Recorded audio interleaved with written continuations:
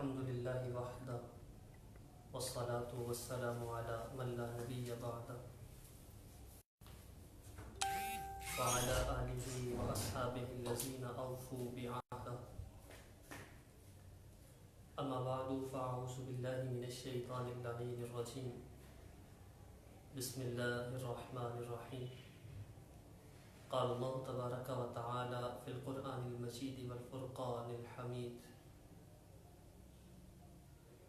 قل بفضل الله وبرحمته فبذلك فليفرحوا صدق الله مولانا العظيم وبلغنا رسوله النبي الكريم الرؤوف الرحيم ونحن على ذلك لمن الشاهدين والشاكرين والحمد لله رب العالمين إن الله وملائكته يصلون على النبي يا أيها الذين آمنوا صلوا عليه وسلموا تسليما الصلاة والسلام عليك يا سيدي يا رسول الله وعلى آلك وأصحابك يا سيدي يا حبيب الله الصلاة والسلام عليك يا سيدي يا رحمة للعالمين وعلى آلك وأصحابك يا سيدي يا محبوب رب العالمين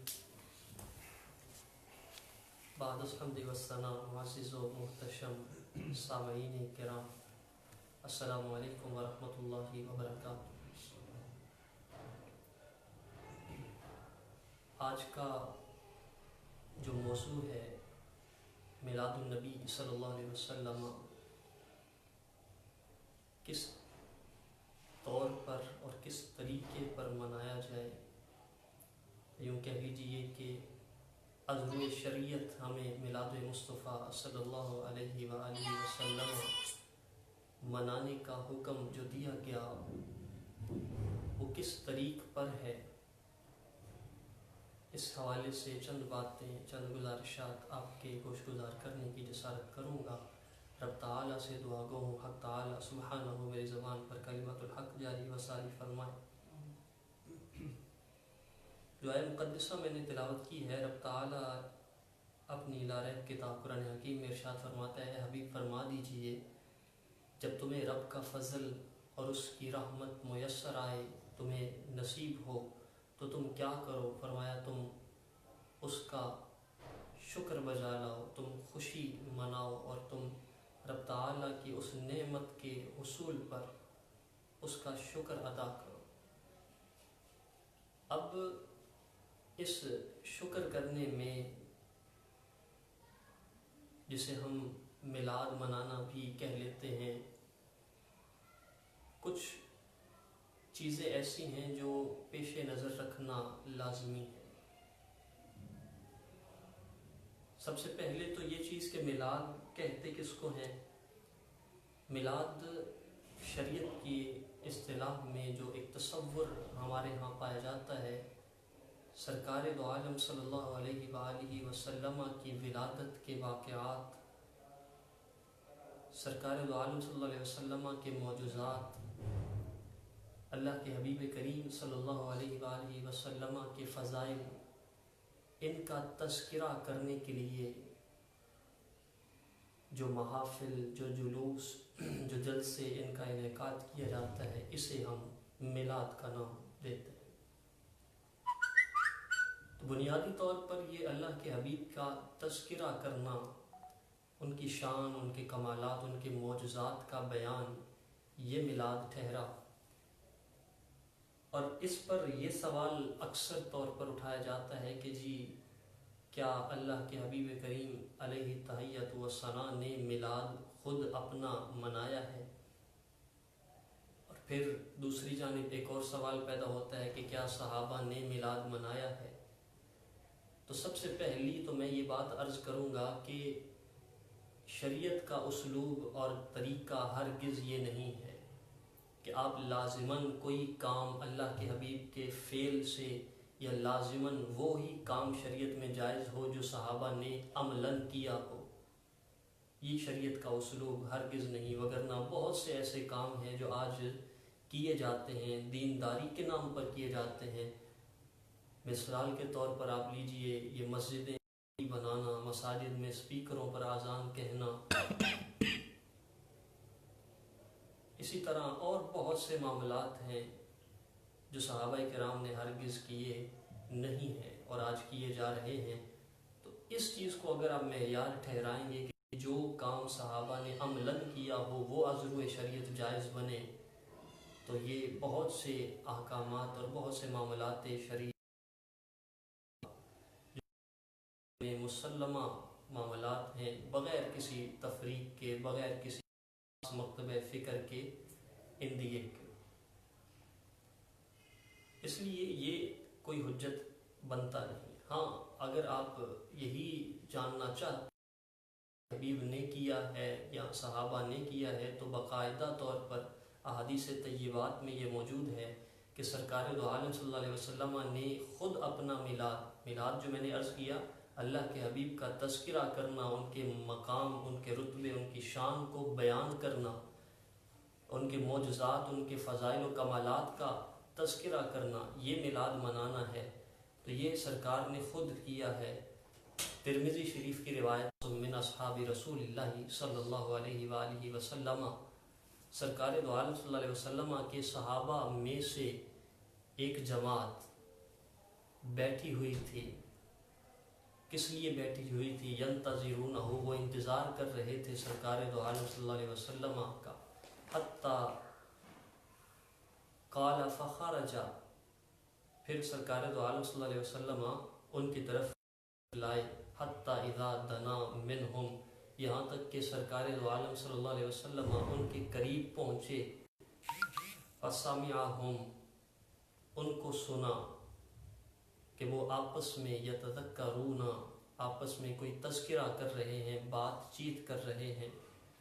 سرکار دو عالم صلی اللہ علیہ وسلم قریب پہنچ کر ان کے اس کلام کو سننے لگے کہ آپس میں کیا بات چیت کر رہے ہیں۔ تو حدیث کے لفظ ہیں فقال بعضهم، ان میں سے ایک کہنے لگے، ان میں سے بعض نے کہا کہ کتنا ہی تعجب ہے، ان اللہ اتخذ من خلقہ خلیلا، کہ رب تعالی نے اپنی مخلوق میں سے اپنا خلیل بنایا ہے، اپنا دوست بنایا ہے۔ اتخذ اللہ ابراہیم خلیلا، حضرت ابراہیم علیہ السلام کو رب تعالی نے اپنا خلیل ٹھہرایا ہے۔ فقال آخر، تو دوسرے کہنے لگے ماذا بأعجب من کلام موسیٰ کلمہ تکلیما، کیا ہی تعجب ہے حضرت موسیٰ علیہ السلام سے کے کلام پر کہ رب نے ان سے کلام کیا۔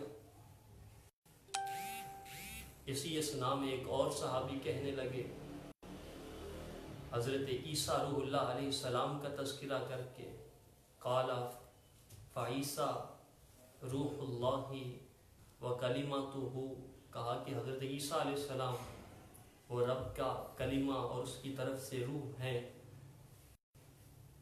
یہ کتنا ہی تعجب کا معاملہ۔ فقال الآخر ان اللہ اصطفیٰ آدم، رب تعالی نے آدم کو چن لیا۔ یہ تمام تر باتیں جب سرکار دو عالم صلی اللہ علیہ وسلم نے صحابہ کی سنی، تو اللہ کے حبیب کریم علیہ التحیۃ والثناء ان کی یہ باتیں سننے کے بعد باہر تشریف لے آئے اور آ کر فرمایا کہ میں نے تمہارا اور تمہارا یہ تعجب کرنا سماعت کیا، اور ساتھ ہی سرکار نے فرمایا الا وانا حبیب اللہ ولا فخر، کہا کہ تم نے یہ جو کہا حضرت ابراہیم اللہ کی خلیل ہیں، کہا وہو کذالک، ایسا ہی ہے، بالکل درست۔ یہ جو تم نے کہا موسیٰ کلیم اللہ ہیں، بالکل درست کہا۔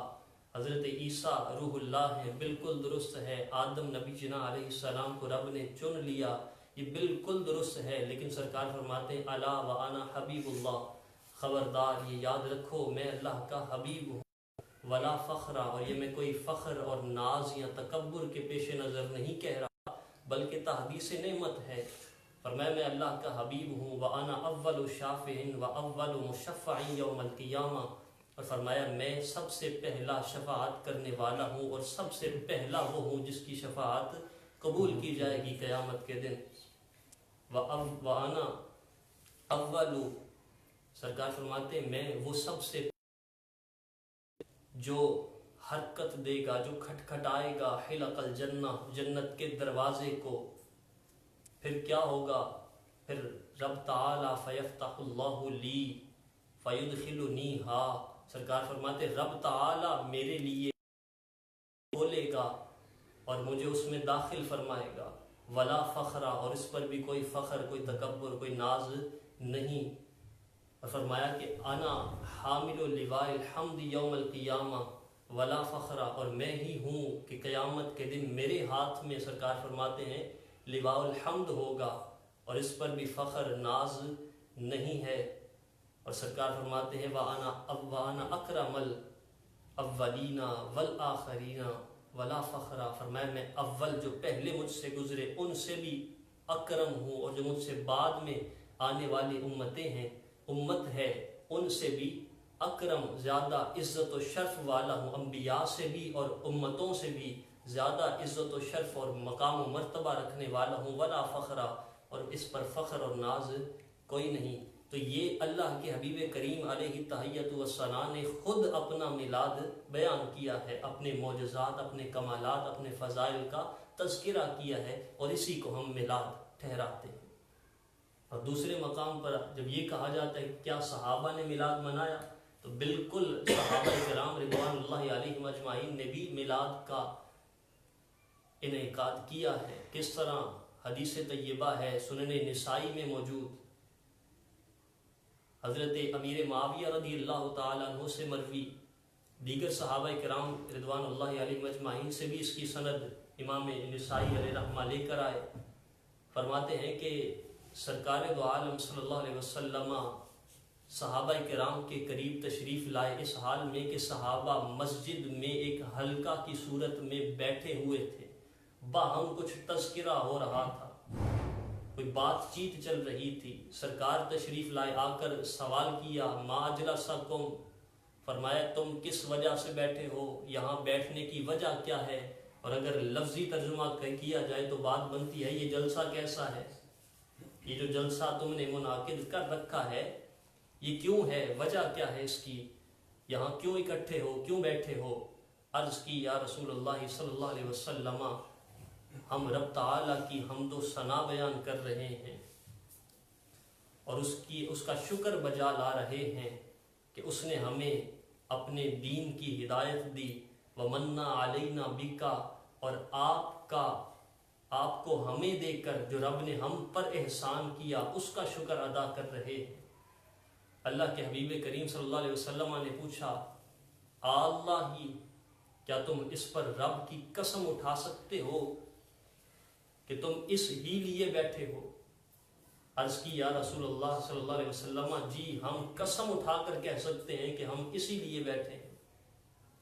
فرمایا کہ میں نے تم سے جو قسم کا مطالبہ کیا وہ اس لیے نہیں کہ مجھے تم پر کوئی شک ہے یا میں تم پر کوئی تہمت لگانا چاہتا ہوں، کہا نہیں، بلکہ اس لیے یہ مطالبہ کیا آتانی جبریل، میرے پاس جبریل امی آئے تھے اور آ کر مجھے جبریل امی نے یہ خبر دی کہ رب تعالی تمہارے اس عمل پر، یہ جو تم نے مجلس سجا رکھی ہے، یباہی بکم الملائکہ، رب تعالی اپنی شایان شان تمہارے اس عمل پر فرشتوں میں فخر فرما رہا ہے۔ تو یہ صحابہ کرام رضوان اللہ علیہم اجمعین نے خود مسجد نبوی صلی اللہ علیہ وسلم میں بیٹھ کر سرکار کا تذکرہ کیا ہے، سرکار کے کمالات کا بیان کیا ہے اور اس پر رب کا شکر ادا کرنے کی کوشش و سعی کی ہے، جس پر رب نے اپنی شایان شان فرشتوں میں فخر فرمایا ہے۔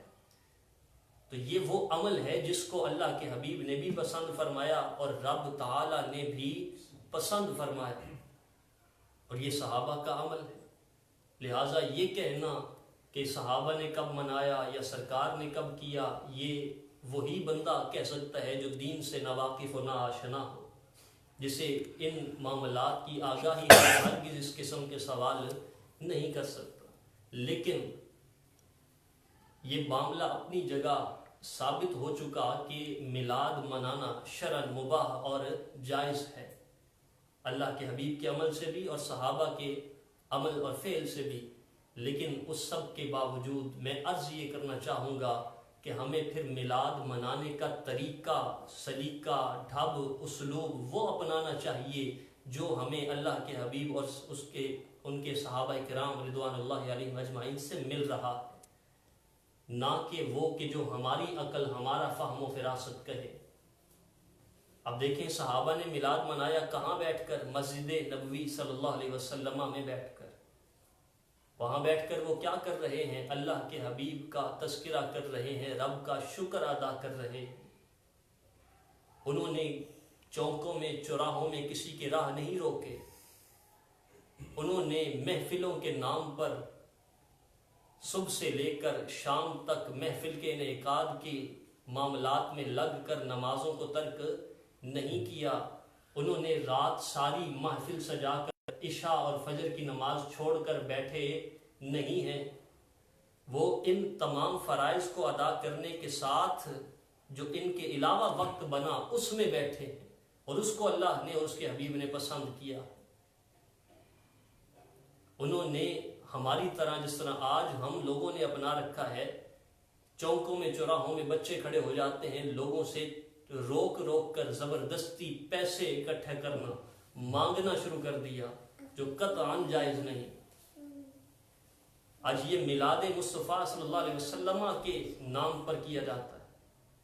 آپ یہ دیکھیے، آپ نے اگر کسی کا شکریہ ادا کرنا ہو، کسی نے آپ پر کوئی انعام کیا، آپ کو کچھ نوازا، آپ اس کا شکریہ ادا کرنا چاہتے ہیں تو اسلوب اور طریقہ وہ ہونا چاہیے جس سے اسے خوشی ہو۔ اگر آپ جس کا شکریہ ادا کرنا چاہتے ہیں، عمل، فعل، کام آپ اس کے سامنے ایسا کریں جو اس کی ناراضگی کا سبب ہو، جس سے اسے خوشی نہ ہو، تو یہ آپ شکریہ ادا نہیں کر رہے۔ تو جس کا شکر ادا کرنا ہے تو کام تو وہ کرے نا جس سے وہ خوش ہو۔ میلاد کا نام لیں جی، ہم خوشی منا رہے ہیں، ہم شکر ادا کر رہے ہیں رب کا، اور کام وہ کریں جو رب کی ناراضگی کے ہیں۔ چوکوں پہ، چوراہوں پہ آپ بھیک مانگنا شروع کر دیں، مانگیں اور اس کو اکٹھا کر کے ناجائز و حرام کاموں پر لگائیں۔ مثال کے طور پہ جس طرح یہ چندے اکٹھے کیے جاتے ہیں اور بعد میں لوگ انہی چندوں سے پہاڑیاں لگاتے ہیں، جن پہاڑیوں پہ پھر ہوتا کیا ہے؟ ناچ گانا، جو کہ سبب اور ذریعہ بنتا ہے کئی گناہوں کا۔ جب آپ یوں کہہ لیجئے برا زمین پر پھینکنے میں تو قباحت کوئی نہیں، آپ اس کو رنگ لیں، قباحت کوئی نہیں، شریعت منع نہیں کرتی، لیکن ہوگا کیا جب آپ یہ اکٹھا کر لیں گے؟ رات کا وقت آئے گا، عورتیں، مرد وہاں اکٹھے ہوں گے، کس لیے جی؟ یہ پہاڑیاں دیکھنے جا رہے ہیں، اختلاط مرد و زن لازم آئے گا۔ اور یہ کیوں ایسا ہوا؟ اس لیے کہ آپ نے وہاں پہاڑی لگائی، لوگ اس پر جمع ہوئے، جو کہ ایک حرام کا سبب بنا۔ آپ فقہ کی کتابیں اٹھا کر دیکھ لیجئے، میں تو بڑا حیران ہوتا ہوں ان معاملات پہ۔ کتب فقہ میں ہدایہ ہے، بحر الرائق ہے، شرافت القدیر ہے، جتنے فتاوی جات ہیں، فتاوی رضویہ شریف ہے، فتاوی عالمگیری ہے، فتاوی خیریہ ہے، فتاوی فیض الرسول ہے، جتنے فتاوی ہیں، رد المختار ہے، حاشیہ ابن عابدین جسے ہم کہتے ہیں، جتنی کتب فقہ ہیں، آپ ایک جزیہ، آپ کو ایک مسئلہ ضرور ملے گا۔ وہ یہ کہا کہ عورت اذان نہیں دے سکتی۔ کیوں نہیں دے سکتی؟ کہا اس لیے کہ عورت اگر اذان دے گی تو ایک سنت کو ادا کرنے کے لیے ایک حرام کا ارتکاب کرنا لازم آئے گا۔ وہ کس طرح؟ وہ اس طرح کہ عورت جب اذان دے گی، اذان میں اعلام ضروری ہوتا ہے، بنیاد اعلام ہے، آواز کو بلند کرنا، لوگوں تک پہنچانا ہے، اور عورت کی آواز بھی عورت ہے جس کا چھپانا فرض ہے۔ جب آپ اونچی آواز میں اذان کہے گی تو اس کی آواز غیر محرموں تک پہنچے گی، جو کہ حرام ہے۔ اب آپ ذرا غور کیجیے، یہ وہ لفظ جو احادیث طیبات سے ثابت ہیں، جو اساس ہیں، جو بنیاد ہیں، 5 وقتہ نماز میں کہے جاتے ہیں، نماز کے لیے بلانے کے لیے کہے جاتے ہیں، وہ الفاظ تک عورت اونچی آواز میں ادا نہیں کر سکتی، اس لیے کہ اس کی آواز کا پردہ ہے، اور جس کی آواز کا پردہ ہو وہ پورا کا پورا وجود ہی نیم برہنہ حالت میں لوگوں کے سامنے نکل آئی، یہ کہاں سے شریعت اجازت دیتی ہے؟ جس کی آواز تک کو نکالنے کی شریعت، اس کے پورے وجود کو باہر نکل آنے کی اور اس طرح کے معاملات میں ملوث کہاں اجازت دیتی ہے؟ اور پھر وہ احباب بھی کچھ ہیں ہمارے ایسے جو ان جیسوں کے ساتھ ہو لیتے ہیں، جو ان معاملات میں خود بھی شریک ہو جایا کرتے ہیں۔ میں کرنا چاہتا ہوں کہ یہ ہمارا دین اور یہ ڈھب اور یہ سلیقہ دے رہا ہے ہمیں، اور ہم کس نہج پر چل رہے ہیں۔ حالانکہ اعلیٰ حضرت رحمۃ اللہ تعالی علیہ امام احمد رضا خان فاضل بریلی علیہ رحمہ فتاوی رضویہ شریف میں لکھتے ہیں، کہا حکم دو وجوہات پر لگتا ہے، یا یوں کہہ لیجیے حکم کی دو قسمیں ہیں، ایک ہے ذاتی اور ایک ہے عرضی۔ کسی شے کی ذات کا حکم اس کی ذات کے بسبب لگا، شراب ہے نا، اس کی ذات پر حکم ہے کہ یہ حرام ہے، اس کا ذاتی حکم یہ ہے کہ یہ حرام ہے، کسی عارضے کی بنا پر اس پر حکم نہیں لگا۔ اور جو اس سے شغل رکھنے والے احباب ہیں وہ جانتے ہیں کہ خمر میں مسکر ہونا شرط نہیں ہے، خمر نشہ دے نہ دے، یہ عارضہ ہے نا جی شراب کا، اس کا نشہ دینا دے نہ دے وہ اسی طرح حرام ہے، اس کا کثیر بھی اور قلیل بھی۔ کیوں؟ اس لیے کہ اس کی ذات کا حکم یہ ہے کہ وہ حرام ہے، کسی عارضے کی بنا پر نشہ دینے یا نہ دینے کی بنا پر۔ لیکن دوسرا عارضی عارضے کی بنا پر حکم لگے، تو میں نے عرض کیا یہ پہاڑی آپ لگاتے ہیں، یہ بورا آپ زمین پر بکھیر دیتے ہیں، یہ دیگر معاملات آپ کرتے ہیں، اس میں بذات خود تو معاملہ نہیں، لیکن دوسرے عوارض کی بنا پر جب آپ اجتماع کریں گے، لوگوں کو آنے کا موقع ملے گا، اختلاط مرد و زن ہوگا، حرام کا سبب بنے گا، اس بنا پر یہ حکم اس پر لگے گا کہ یہ درست نہیں ٹھہرتا، تاکہ عورتیں اور مرد وہاں جمع نہ ہوں۔ تو جب یہ معاملات ہیں، بلکہ ساتھ ہی اعلیٰ حضرت خود ذکر کرتے ہیں، فرمایا کہ صحیح حدیث میں ہے، اللہ کے حبیب فرماتے ہیں رب کی بندیوں کو اس کی مسجدوں میں جانے سے نہ روکو، لیکن روکا گیا۔ روکتے ہیں نا جی، منع کرتے ہیں، کیوں؟ اس لیے کہ اما عائشہ صدیقہ عفیفہ رضی اللہ تعالی عنہ، آپ نے فرمایا تھا فاروق اعظم کے دور میں، جب فاروق اعظم رضی اللہ تعالی عنہ نے روکا عورتوں کو مسجد میں آنے سے، تو ماں جی نے فرمایا رضی اللہ تعالی عنہ، فرمایا کہ اگر آج سرکار اس وقت کے حالات کو اور عورتوں کے معاملات کو دیکھتے تو اللہ کے حبیب خود منع فرما دیتے۔ تو اب یہ عوارض کی بنا پر حکم لگ رہا ہے، کہاں فاروق اعظم کا دور ہے اور کہاں یہ آج فتنوں کا دور ہے۔ فاروق اعظم کے دور میں مسجد جانے تک سے عورت کو روک دیا جاتا ہے، چاہے جائے کہ وہ بازاروں میں، گلیوں میں، چوکوں میں، چوراہوں میں آوارہ پھرتی رہے۔ تو ان معاملات پر غور کرنے کی اشد ضرورت ہے۔ محفل آپ ضرور کریں اور لازماً کرنی چاہیے، میں یہ نہیں کہتا کہ جائز نہیں، بالکل جائز ہے، لیکن آپ محفل کا انعقاد کریں اور ساری رات آپ اس میں تو لگے رہیں، فرائض کو آپ چھوڑ دیں ایک مستحب مباح عمل کرنے کے لیے، یہ قطعاً روا نہیں ہے۔ اور شریعت کا تو مسئلہ یہ ہے، کہا جو فرض ادا نہ کرے اس کے نفل قبول نہیں ہوتے۔ جو بندہ سارے دن کی 5 فرض نمازیں ادا نہ کرے اور سارا دن نفل پڑھتا رہے، کہا قابل قبول نہیں ہے۔ تو آپ محفل کا انعقاد تو کریں، نماز آپ چھوڑ دیں، یہ قطعاً قابل قبول نہیں ہے۔ اور اسی طرح آپ محفل کا انعقاد تو کریں، اس پر چراغاں کریں، ان لائٹوں کو روشنی کا اہتمام کریں اور لائٹوں کو بجلی کے لیے کنیکشن دیں، چوری کا۔ ساری رات محفل ہو رہی ہے، کس کے نام پر جی؟ میلاد مصطفیٰ صلی اللہ علیہ وسلم منایا جا رہا ہے، اللہ کے حبیب کا میلاد منایا جا رہا ہے، خوشی منائی جا رہی ہے، کس کی رضا کے لیے؟ اللہ اور اس کے حبیب کو راضی کرنے کے لیے۔ تو میلاد مناتے ہیں، محفلیں کرتے ہیں بڑی بڑی، کس لیے؟ لوگوں کو دکھانے کے لیے، اس لیے کہ ہمارا نام ہو جائے، اس لیے کہ لوگ کہیں کتنا صحیح ہے، دیکھو نا کتنا اہتمام کرتا ہے، کتنے لاکھوں روپیہ اس نے محفل پہ لگا دیا۔ تو محفل ہو اللہ اور اس کے حبیب کی رضا کے لیے، دکھاوے کے لیے نہیں۔ جب اللہ اور اس کے رسول کی رضا کے لیے ہو تو پھر اس میں معاملات بھی جائز و حلال طریقے کے ہوں۔ یہ نہ ہو کہ محفل آپ کریں اور اس پر بجلی چوری کی لگائیں، یہ ہرگز اللہ اور اس کے حبیب کی خوشنودی کا سبب نہیں، یہ تو ناراضگی کا کام ہے۔